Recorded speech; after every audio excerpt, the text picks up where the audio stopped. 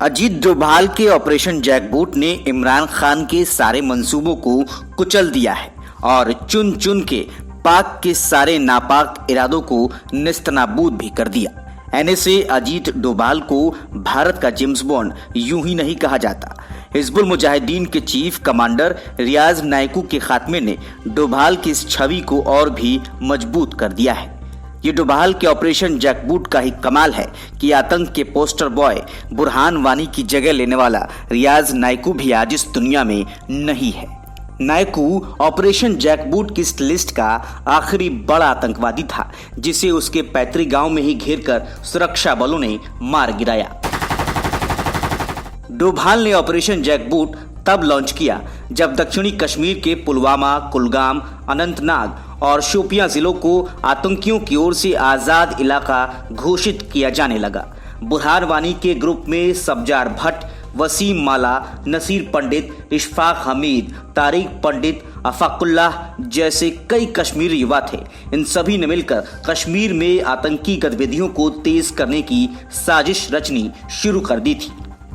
विदेशी आतंकवादियों को पृष्ठभूमि में धकेल दिया गया क्योंकि ये कश्मीरी आतंकवादी स्थानीय युवाओं को आतंकवाद के रास्ते पर ले जाने में लगातार कामयाबी हासिल करने लगे थे।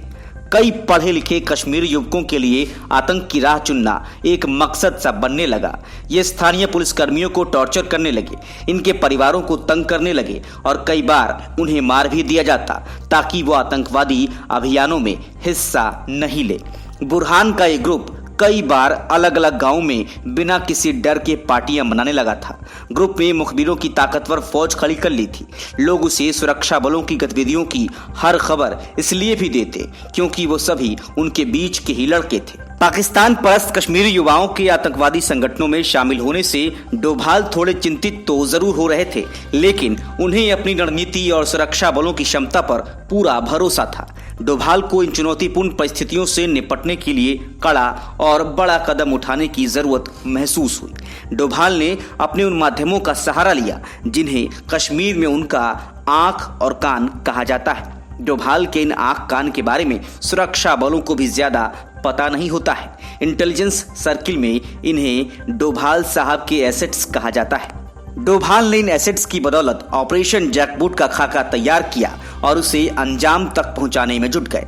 ऑपरेशन के तहत मार गिराए जाने वाले आतंकवादियों की लिस्ट में बुरहान के इन 10 साथियों को भी शामिल किया गया जो 10 साथियों से घिरे बुरहान वानी की वायरल हुई तस्वीर में भी नहीं दिखे थे। मसलन लतीफ टाइगर जो हिजबुल का टॉप कमांडर था, वो बुरहान का बेहद करीबी था, लेकिन वायरल पिक्चर में वो कहीं नहीं था। डोभाल का ऑपरेशन जैकबूट भी इजरायली सरकार के ऑपरेशन रैथ ऑफ गॉड जैसा ही था। इजरायल गवर्नमेंट ने म्यूनिक में आयोजित 1972 के समर ओलंपिक में मारे गए अपने लोगों का बदला लेने के लिए फिलिस्तीनी लिबरेशन ऑर्गेनाइजेशन के खिलाफ ये बेहद रहस्यमयी अभियान छेड़ा था। डोभाल ने भी इजरायली सरकार की तर्ज पर उन सभी कश्मीरी आतंकवादियों के खात्मे की रूपरेखा तैयार कर दी। Bureau report, News of India.